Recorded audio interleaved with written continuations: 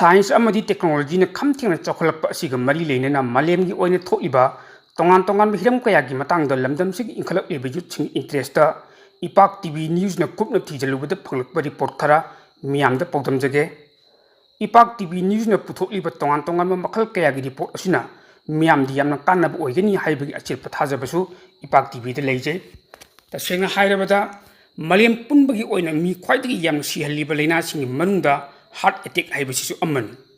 tongan study singi matung ina numidangi matamda heart attack ki risk asi saruk ani hengal I haid akhang ai singi bot matung ina heart yauna hakchangi tongan ma kayat punamak sarkadian rhythm haina khangnaba internal clock amagi matung ina mathau towe ayu angan ba amasung numidang athing da hakchang leng otpagi chang hanthrak maramna physiology ki oiba ahong ba kaya lakpadagi heart attack to biyaba gi risk saruk ani hengal pani haide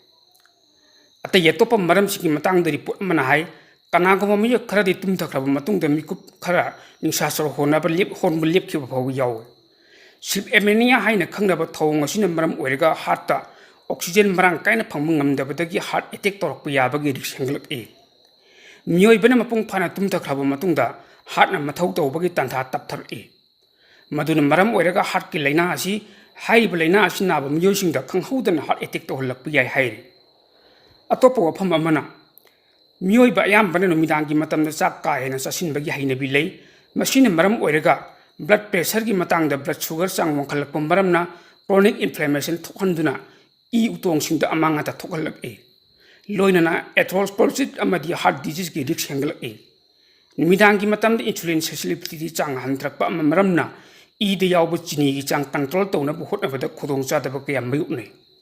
masita sunatana numidangi matamda miyoi ayambana blood pressure wangkhalakpa loinana I utong jing khujilak e matawasum numidangi matamda heart attack tawbu yabagi risk asi saruk ani hengalakpani haina akhang ai singna hairiban numidangi matamda heart attack ki risk handhanabagi matangda report asina hai blood pressure wangba natraga wangdabagi wafam thoidokna khantharbu tawdana mipum kudimak chang naina blood pressure check tawgadaban tangai phatana chail khuding ayuk amasung numidang matamda amuktang di blood pressure asi onduni yengadaban ayuk unthil gi matamda ising marang kaina thakpa loinana numidang gi matamda so ising marang kaina thakpa mathau tai hairi bi ising sing di glass ama thaklabi di hakchang na dehydration to hondaba maramna heart ki mathau ningkhina pangthopung malli hairi puning wakhal sarang na ba amadi sleep apnea gi khudong chaba mayuk na ba loinana tumbada mathol hoba na khokpa makhol hoba miyosina yariba makai athumba chinjak amasung fat ki oiba saruk ka hena yawbu chinjak charoidaban chaba thakpa matam naiba ka loinana numidang ki matamda athingda ka hena sasin thakkin ba toidabani numit kuding gi oina changlain hakchang sajel tawba ka loinana machi oiba chinjak masal sunu chagadabani hainasu report asina haire malem gi oina heart attack tawba gi chang wangkhalakpadagi tongan hiram ka yada mafam mataw karamna miyoibada heart attack taw ibano haibigi matangda pak chana thijinba hauriban Journal of the American Heart Association da handak phonghi study amagi matung ina matam sangna phamjinduna leiba thaw yawo chinja ka hena chasinba hakchang ling otpagi chang watpa amadi ayamba matamda tumsit phadaba haibini chingwa thawngsing asina maram oirega miyoibada heart attack risk wangkat alle atopa wafam amana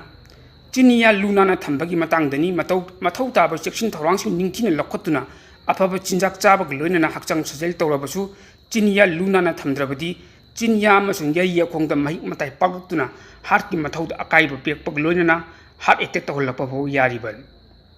chinya lei amasung yari khongda pakpa bacterian E gi ichel tunkraba heart ki mathauda akaiba thokhalak I marwoin artery ki wall da napsillaga E gi ichel tapthalaktuna heart ki mathau leban ki ba bho yai punamak asina maram oirega mipum khudimak yari khong lunana thambagi tangai padabalei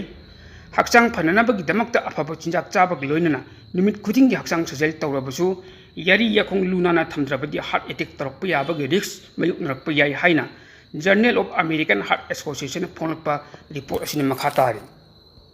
nakalla maromda masagi sahi yankhai helaba miyoi singna numit khuding gi coffee cup ama natraga ani thaklabadi hakchang phana lehelli haina report amana phungdokle Orlando da leiba American Society for Nutrition gi chahi gi oibam bifam da puthokpa report aman hai numit khuding gi coffee cup amana traga ani thakpa miyosing hal osilak labasu masamau phana leiba ngamme chronic disease kaya ngathopag loinana brain gi mathau ningthina to halli ꯄꯥꯡꯒꯜ ꯀꯜꯍꯜꯂꯤ ꯑꯃꯁꯨꯡ ꯋꯥꯈꯜ ꯈꯟꯕ ꯉꯝꯕꯒꯤ ꯃꯇꯤꯛ ꯃꯌꯥꯏ ꯍꯦꯟꯒꯠꯍꯜꯂꯤ ꯍꯥꯏꯔꯤ꯫ hiram masigi matangda thijinkibi University of Toronto gi Dr. Sarah Mahadevina hai masagi chahi yankhai surabi nupising numit khudingi oina mayai oirap changda coffee thaklabadi chahi yamsilaktuna ahal oislaklaba phawbada yamna chawna kanaba phangi research sing nupi lising ni futai ki punchi mahing amasung chaba thakpagi mong mato kupna yengsilraba matungda hairi wafamaji khamngamna khiban coffee thakbana chahi yamsilaklaba miyojingda kari karam ahong basing thokan bage loinana Panggal amasung puning wakal gi pibam akai bathol pra haibudigi matangda khangdokna bagi pandamda study si chathakiban study edu da thengnarkiba maru oiba wafamdi coffee da antioxidant amadi anti inflammatory agents sing ba kanaba polam ga yawbagi matangdan University of Colorado gi heart health specialist Dr. David Kauna hai atai yetopo caffeinated drinks sing da yawda ba hakchang da kanaba polam kya coffee da yawbu thengnare adum oina makhatan thijinga da watli bu maramna Hauja huji maki oinati coffee thakpan haksang pahali haina lobu matam makti oidri. Haksang phana leina bagi matang da khwai tagi maru oiba pambai singdi machi oiba chinjak masal chuna chaba numit kudingi chang nain haksang chajel tawba afaba wakal khanba puning wakal laktak nandaba amadi mapung phana tumba haibisin. Coffee thakpan maram moirega haksang pahali haibisigi matang da chapchana asum marang khangdokna bagi damakta makhatan thijin humjin bagi mathau taba thabaksing akan mong sathari hainasu report asin makhatari. Miyoiba ayambana toilet amadi bathroom changbada smartphone da message yengba pau paba amadi social media yengbagi thong toina chathaba thengne haiba hainabi asina maram oirega haksil da kayan akaiba tholla pagi haibadudi miyoi ayambana thoina thijilude hiram masigi matang da Christian Medical College Bolbrogi neurologist Dr. Sudhir Kumar na hai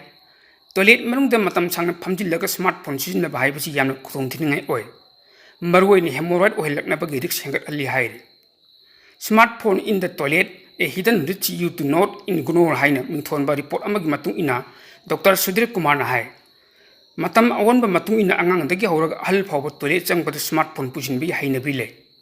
machine maram oirega mi kaya da hemorrhoid ki risk hengat alle nungsang thungba haina su khangnari ba hemorrhoid na mi oibagi punchi mahingda chaung akai ba thokalle Public Library of Science ko journal amagi matung ina su Miyoi ahum khudingi manungda anidi bathroom changbada smartphone pusinbigi hainabile Smartphone toilet ta minute manga dagi hena phamjinduna lei machine maram oiraga hemorrhoid ki oiba risk asi chadani fut taru hengat alle Ammaromda Boston gi Bet Ejel Pecos Medical Center gi Gunbet Research Institute ki director oina leiba Dr. Trisha Pasina hai mobile phone pusilabadi mi ayambana mathau taba matamgi matung ina yamni hena sangthana toilet manungda phamjinduna leine Kanagomba toilet ta mobile phone pusinbagi hainabi si thadok ngamdrabadi magazine natraga pause pusilaga athuba matamda mobile phone pusinbagi hainabi du thadok ngamna hotnagadaban matamgi awan matung ina mipum khudima yahurakpadagi hauraga nimidang tumlamdai phawbada mobile phone sizinabagi hainabi thamnari machine haksel da yamna chaung akai buthokalagi haibadi thoidona khanjiluba tawnadi matam sangna mobile phone sizinaban haksang sokhanbagi mathakta puning wakhalgi phibamju ahongbulakalli Masagi chay traumdoi sudriba angangsingda smartphone sizinrabadi tungi puchida amukka hena yamna chawna khudong thiningai oi hainasu report asidagi phanglakpa paw asina makhatari atopa yamna kanaba paw amana British Journal of Sports Medicine da phongkhiba study amagi matung ina miyai chalaba miyoisingna second tara khong nama khaktana lepangamdaba miyoising adu sahi tara gi manungdu sibagi risk hena wangbugum towi hai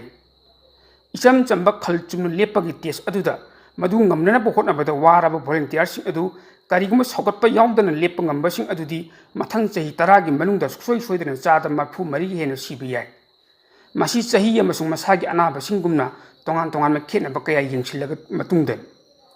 phangliba phalsing ase kumja 2009 dagi hauraga Brazil da chahi yankhai gi mathakta leiba miyoi lising amaga chatre sumna ani gi fitness amasung health ki matangda thijin ki study amadagi phangkiban